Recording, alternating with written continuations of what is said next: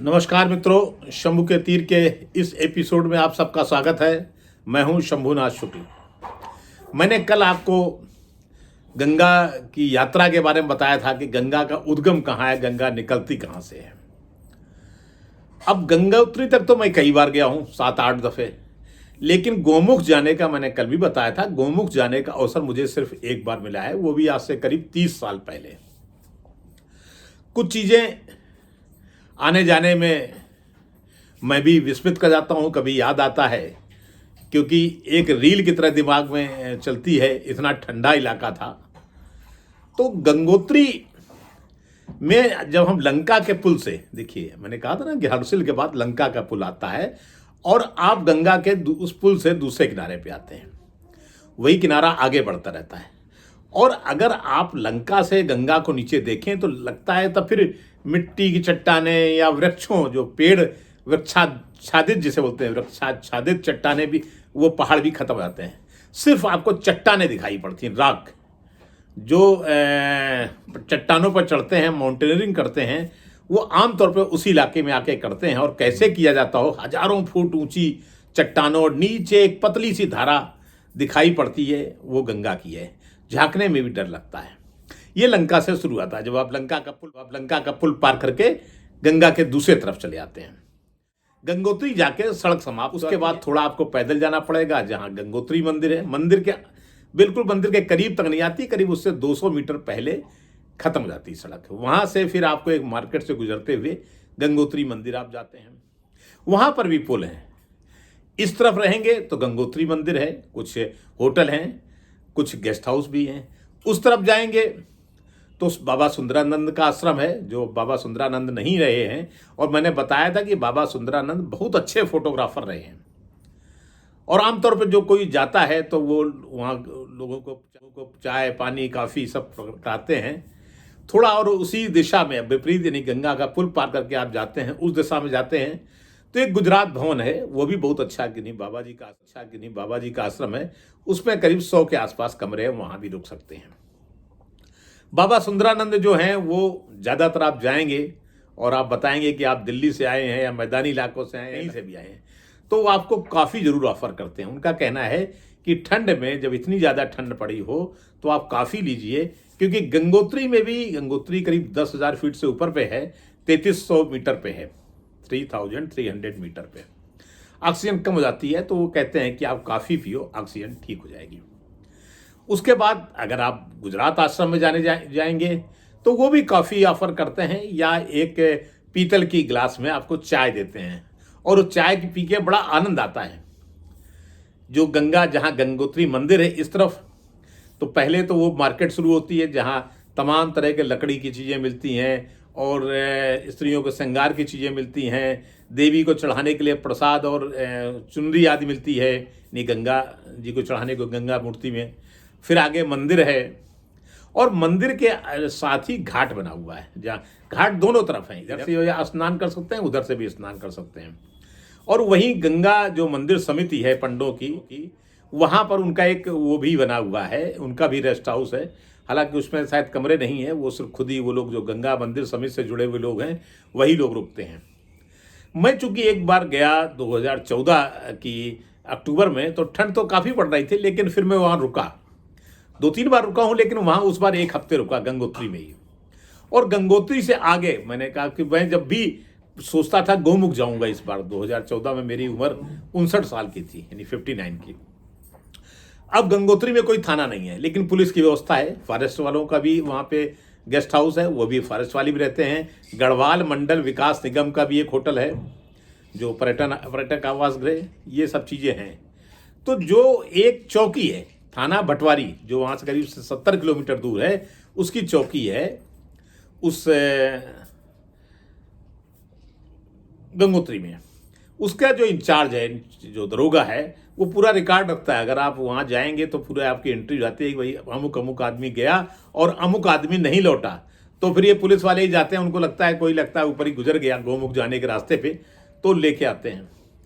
तो जब मैं जाने की कोशिश करता था तो दरोगा, मेरे समय वहाँ पे एक दरोगा जी थे जिनका नाम था थापा, वो नेपाली थे।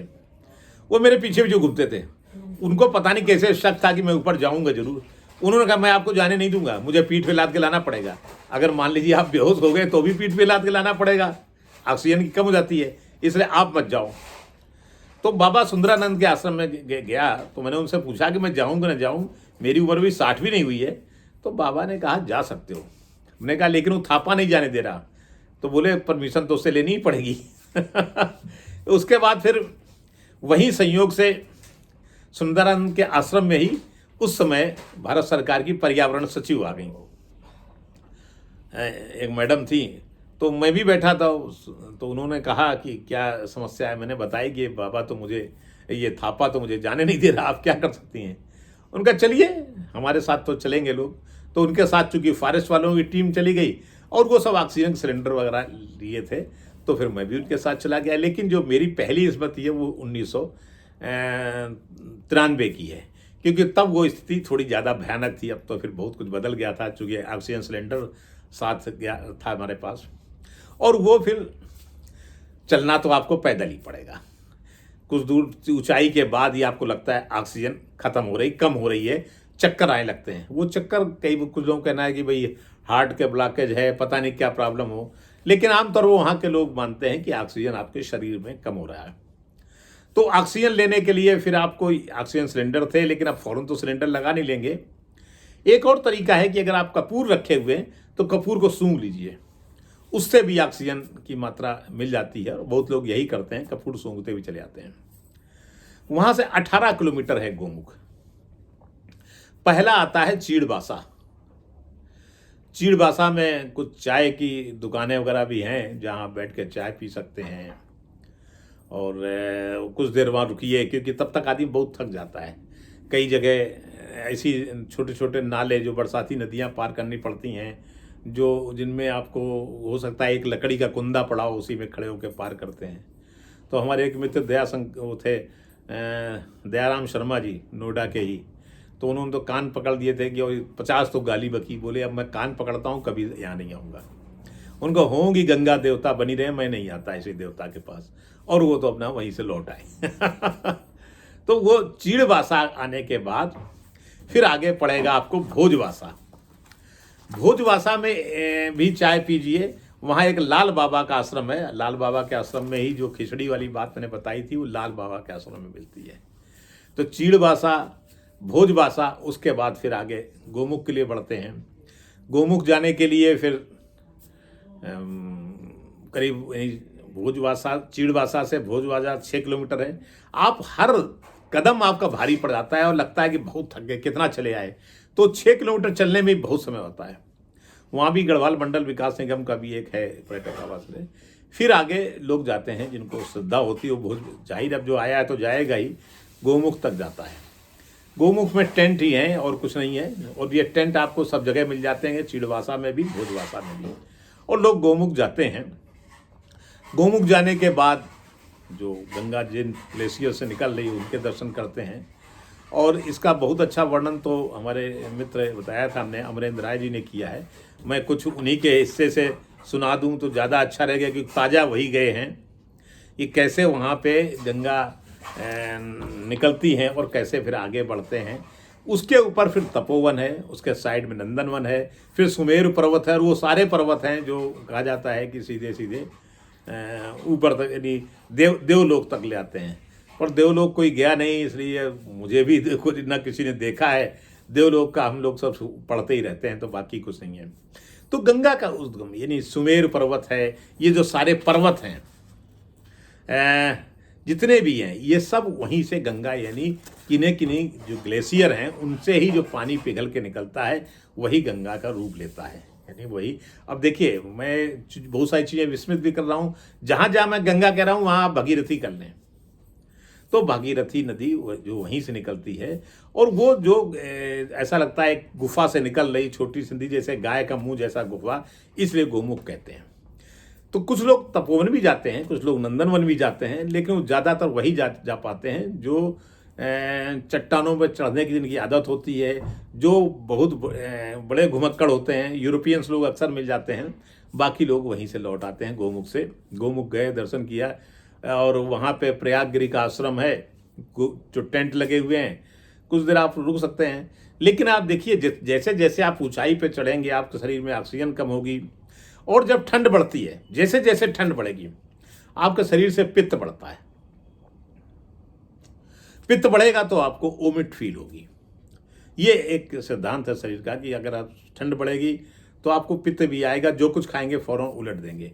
पानी पिएंगे तो गर्म पानी पिएंगे तो होता उल्टी हो जाए, तो ये होने लगता है कुछ खा के उल्टी हो जाए। लेकिन उसमें कोई डरने की बात नहीं है, ये बहुत सामान्य बातें हैं। वैसे भी ज़्यादा ठंड हो जाए तो आपको यहाँ पे मैदानी इलाकों में ज़्यादा ठंड पड़ जाएगी तो उल्टी करने के वोमिट टेंडेंसी हो ही जाती है, तो वो हो जाती है।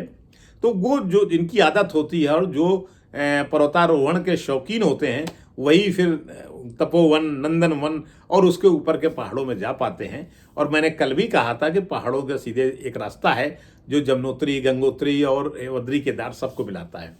लेकिन वो रास्ता कहाँ है, कैसे गया है, ये कुछ सिवाय कुछ वन गुजर जानते हैं या कुछ बाबा लोग जानते हैं। लेकिन पहले सार्थवाह यानी सौदागरों का काफिला उस रूट से चलता था, क्योंकि वो रूट बहुत ही निश्चिंत कर देने वाला है। उसमें आपको कहीं भी ये नहीं लगेगा कि अगर पर्वत पहाड़ वो जो फट गया, बादल फट गए या अतिवृष्टि हो गई। बादल फटने का मतलब बहुत ज़्यादा, बहुत तेज़ी से वर्षा होना, तो कहते हैं बादल फट गया। उसका खतरा उस रूट पे नहीं होता। बादल भी उसके नीचे होते हैं, उसके ऊपर तक नहीं जा पाते, क्योंकि जो पानी भाप से बने हुए बादल उसके ऊपर नहीं जा पाते, एक निश्चित ऊंचाई तक रह पाते हैं। वो तो बादल जो गंगोत्री में तो अक्सर होता है कि आपको अगर आप बारिश के महीने में, बारिश तो हर रोज ही होती है, तो हो सकता है बादल आपके कमरे में घुस आए और वही गीला करके निकल जाए। तो ये बड़ी स्वाभाविक बातें हैं। तो एक तो आपको वोमिट टेंडेंसी होगी, उससे बचे रहना है। कपूर रख लेना है, कपूर थोड़ा ऑक्सीजन का सपोर्ट करता है। और अगर आपके पास ऑक्सीजन सिलेंडर कोई है, एक आप पोर्टर ले गए हैं, उसके पास ऑक्सीजन सिलेंडर है जो नीचे मिल जाते हैं, वो और अच्छी बात है, क्योंकि ऑक्सीजन ऊपर कम हो जाती है। और जो अस्थमेटिक पेशेंट हो उनको तो जाने नहीं चाहिए, जिनको हार्ट की प्रॉब्लम हो उनको जाना नहीं चाहिए। वैसे वो कोशिश करते हैं कि जिनकी उम्र 65 के ऊपर है उनको ना जाने दिया जाए, फिर भी लोग जाने देते हैं। अगर कोई बेहोश हो गया तो ये पुलिस वाले फिर नीचे से जाके ऊपर लाते हैं। तो वो आखिरी चौकी भी है एक तरह से, सारी चौकी वहाँ से पुलिस थाना भी सब खत्म होता है, समाप्त होता है। और गोमुख के ऊपर नंदनवन और उस जो है उसके बाद फिर भारत चीन सीमा पुलिस है, बहुत भारत चीन जो Indo Tibet border force ITBP की चौकियाँ हैं, तो वहाँ तो आपको वैसे नहीं जाने दिया जाएगा। वहाँ से आप लौट आते हैं, गोमुख से लोग लौट के फिर गंगोत्री आते हैं। जब आप गोमुख से लौट के गंगोत्री आते हैं तो आपको बड़ी राहत मिलती है। जब आप नीचे से गंगोत्री आते हैं तो बाप रे लगता कितना ठंडे इलाके में आ गए, आपका सिर भी चकराएगा। लेकिन जब गोमुख से लौट के गंगोत्री आएंगे तो आपको बड़ी राहत लगेगा, अरे तो कुछ नहीं है, तो दिल्ली आ गए। ऐसा नहीं है, ठंड वहाँ भी है, लेकिन चूंकि आप अब और ज़्यादा ठंड की आदत, यानी वो तो लगभग 4000 मीटर की ऊंचाई पर है, वहाँ से जब लौट आते हैं तो आपको लगेगा कि आप बिल्कुल अब आ गए हैं। तो गंगा की जो मुख्य धारा है वो गोमुख से शुरू होती है। उसके ऊपर के पहाड़ अनबूझे पहाड़ हैं, उनके बारे में कोई कुछ जानता नहीं है, भूवैज्ञानिक ही जानते होंगे। लेकिन गंगोत्री में जब मैं 1 हफ्ते रुका है, वह लौट आया वहाँ से, तो गंगोत्री चूंकि तब बारिश भी नहीं हो रही थी, धूप भी खूब खिलती थी, पर नहाने में ठंड लगता था। हालांकि मैंने नहाया इस बार 2014 में, सितंबर अक्टूबर के बीच का महीना था, तब मैंने वहाँ नहाया भी। खूब धूप खिल रही थी, बारिश भी खत्म हो जाती है। तो एक दिन मुझे बजाय मैं ऊपर जाने के नीचे नीचे चला कि गंगा की धार जहाँ आ रही है उस पर जो अगर आप ऊपर जाएंगे तो पहाड़ों से जाना पड़ता है। एक गंगोत्री के साइड से एक पहाड़ चला आता है, मतलब रास्ता गया है ऊपर ऊपर पैदल का। मैं उससे न जाके जो गंगा का पानी है ना उसके पैदल चला, नीचे भी बना, तो 1-1.5 किलोमीटर तक गया। तो मैंने देखा कि कई साधु संतों के आश्रम थे, और आश्रम के सामने बहुत बढ़िया उन्होंने मैदान बना रखे हैं। ऐसा लगता है जैसे आप किसी नदी किनारे की जो हेस्टिंग होती है उससे आप गुजर रहे हो। फल फूल पौधे पेड़, मैं फोटो भी डालूंगा, आप देखिएगा, तो अच्छा लगता है। लेकिन जब मैं 1-1.5 किलोमीटर आगे चला गया तो अचानक एक 2 मंजिला मकान था, जो कोई आश्रम था, और काफ़ी बड़ा आश्रम था। उससे एक बाबा निकला और पत्थर फेंकने लगा और सीखने लगा। पता लगा पागल बाबा का आश्रम है। अब मुझे बड़ा शशोपन लगा ये कि पागल बाबा कैसा है। उसके छत पे एंटीना भी लगा हुआ था, तो लगे हो सकता है कोई सिक्योरिटी का मामला हो, क्या है ये पत्थर क्यों मार रहा है। तो हमने वहाँ से हमने कहा कोई लग न जाए, तो पत्थर मैंने भी उठा लिया। हमने कहा पत्थर लगा तो मैं तुमको ही फोड़ूंगा। लेकिन फिर मैं आगे जाने की हिम्मत नहीं पड़ी, आगे और भी आश्रम थे, मैं वहीं से लौट आया। तो ये एक तो गंगोत्री आ गए। फिर मैं गंगोत्री के उस पार सुंदरानंद जी का आश्रम है, गुजरात बाबा का आश्रम है, एक और बाबा जो गुफा में रहते हैं उनके यहाँ भी गया। वो गुफा में चिलम लगाए अपना पड़े थे, गांजा वांजा लेते हैं। तो जिनको गांजा चिलम या दारू का शौक हो वो उन बाबा जी के पास जा सकते हैं। वो बाबा एकदम बिल्कुल जैसे नंग धड़ंग बाबा होते हैं, लंगोटी कोपीन पहने हुए, और उनके जटा जूट वाले, नहाते भी कभी नहीं नहाते ही पता नहीं। तो उनके यहाँ आप अगर इनको गांजा चरस पीने का शौक हो उनके यहाँ जा सकते हैं, और शराब भी वो बाकायदा रखते हैं, जो लोग शिष्य लोग दे आते हैं। तो इस तरह के बहुत सारे आपको टुटके, बहुत सारे आश्रम वहाँ पे मिलेंगे। लेकिन चट्टानी रास्ता है, गंगा जी वहाँ बहुत नीचे दिखाई पड़ती हैं, और जरा सा भी चूक गए तो नीचे कितने फीट पे चले जाएंगे, कोई बचेगा नहीं बचेगा। हर साल गंगोत्री जाने वाले बहुत से लोग ख़त्म भी होते हैं। लेकिन कुछ लोग जनवरी में भी जाते हैं, तो जबकि बर्फ़ वहाँ से एकदम, मैं आपको फ़ोटो दिखाऊंगा। एक हमारे वही मित्र हैं जो सुभाष बंसल, उनका बेटा जनवरी में होके गया, तो वहाँ से हर्षिल से ही बर्फ़ पड़नी शुरू आती है, और पूरा गंगोत्री बर्फ़ से पटा होता है। जो गंगोत्री मंदिर के मुख्य जो समिति के अध्यक्ष हैं सुरेश सैमवाल, वो बताते हैं एक बार तो पूरी बर्फ़ की पूरी चट्टान यहाँ गंगोत्री मंदिर के प्रांगण में आके गिरी। तो ये सब चीज़ें आपको वहाँ देखने को मिलेंगी। अगर आप जनवरी में जाना चाहें तो आपको वहाँ से हर्षिल से 25 किलोमीटर पैदल ही जाना पड़ेगा, गाड़ी नहीं जा सकती है। तो ये अगर रिस्क रखते हैं तो आप गंगोत्री जाइए, और लेकिन जाना चाहिए। तो आज ये मैंने रूट बताया है भागीरथी का, जो भागीरथी गोमुख से निकल करके और देवप्रयाग तक आ रही है। कल मैं इस तरह रूट बताऊंगा आपको, बद्रीनाथ से निकल करके और श्रीनगर, रुद्रप्रयाग होते हुए श्रीनगर आने वाली जो बद्रीनगर से निकलती है एक छोटी सी नदी, कैसे मंदाकिनी कहाँ मिलती है, कौन कौन छोटी छोटी नदियाँ मिलती हैं, वो सब मिला के अलकनंदा बनती है। तो देवप्रयाग में अलकनंदा और भागीरथी का संगम ही गंगा बनाता है। तो कल मैं अलकनंदा के उस रूट पे बताऊंगा, और आपके साथ अलकनंदा ऊपर चलूँगा, वो आपको अच्छा लगेगा। और मुझे अच्छा लग रहा है कि लोगों ने मेरा ये गंगोत्री वाला अध्याय बहुत पसंद किया गया, तो इसको ज़रूर पसंद किया जाए। बल्कि उसमें टिप्पणी भी की, मैंने बताया था कि हमारे चाचा जी के एक लड़के हैं गजन प्रदीप शुक्ला राजन, तो रजन जो हैं वो गए, अभी इसी साल गए थे सितंबर में। उनका भैया तुम विस्मित कर रहे हो, चीड़वासा जो है वो बाद में पड़ेगा, भोजवासा नहीं, चीड़वासा पहले पड़ेगा, भोजवासा। तो हमने कहा भाई रजन, मुझे लगता है कि मैं लौटने वाला रूट बता गया। पहले मैंने बता दिया भोजवासा, फिर चीड़वासा, क्योंकि लौटने का रूट तो यही है। बोले सही। हमारे मित्र अमरेंद्र राय ने भी कहा कि दरअसल आपसे ये लगता है कि आप लौटने का रूट बता रहे हैं, लौटने का नहीं, आप जाने के ही रूट को समझाइए। तो आज मैंने जाने का ही रूट बताया। और गंगा तीरे पुस्तक इसके लिए बहुत सहायक होगी। अगर आप जाना चाहें तो गंगा तीरे पुस्तक जरूर नेशनल बुक ट्रस्ट से ले सकते हैं, उसको खरीदिए, उसको रखिए, उसके बाद आप निकलिए। लेकिन इस गंगा तीरे में हमारे मित्र अमरेंद्र जी बद्रीनाथ वाला रूट नहीं बताते, वो भी इम्पॉर्टेंट है, क्योंकि अलकनंदा तो वहीं से आ रही है। गंगा का अपना कोई, भाई अपनी तो जलधारा बताया ना, एक गाय के मुख से जैसे गंगा जी निकल रही हो, यानी भागीरथी उतना ही बड़ा स्रोत है। उसके बाद असंख्य नदियां मिलती हैं। सोचिए बिहार तक कितनी बड़ी विशाल विशाल नदियां आके मिलती हैं। इन नदियों का मिल के ही गंगा का विशाल स्वरूप हमें गंगा सागर में, या पूरे कलकत्ता के बाद जो डायमंड हार्बर से डेल्टा शुरू होता है उसमें दिखाई पड़ता है। अगर आप कभी कलकत्ता से 60 किलोमीटर दूर डायमंड हार्बर जाएं तो आपको लगेगा कि अरे गंगा कहाँ है। उस पार जो गांव हुआ, वो भी मिनिमम गांव जो है गंगा के बीच द्वीप में बसा हुआ 4 किलोमीटर है। और जेटी यानी छोटी छोटी मोटर बोट चलती हैं, जहाज जैसी होती हैं। तो मैं तो उनमें गया हूँ, उस गांव में भी गया और गांव से लौट भी आया। तो ये सब चीज़ें देखनी हो तो आप ज़रूर जाएं। और मित्रों, ये मेरा शंभू के तीर का एपिसोड, इसको लाइक करिए, कमेंट करिए, इसको सब्सक्राइब करिए। ये सब करते रहें, मेरा उत्साह बना रहेगा और फिर मैं आगे बढ़ूंगा। तो कल आपके सामने प्रस्तुत होगा अलकनंदा प्रसंग कि अलकनंदा कहाँ कैसे निकलती है, और अलकनंदा भी भागीरथी जैसा स्वरूप कैसे ग्रहण करती है। ये हो जाएगा तो मुझे यमुनोत्री वाला रूट बताऊंगा, वो भी जरूरी है, क्योंकि गंगा की सबसे सहायक, मुख्य सहायक नदी यमुना है। गंगा और यमुना से ही तो हमारा कल्चर है भाई। हम जो बैठे हुए हैं तो ये गंगा यमुना है। तो गंगा, कल मैं अलकनंदा के बारे में बताऊंगा।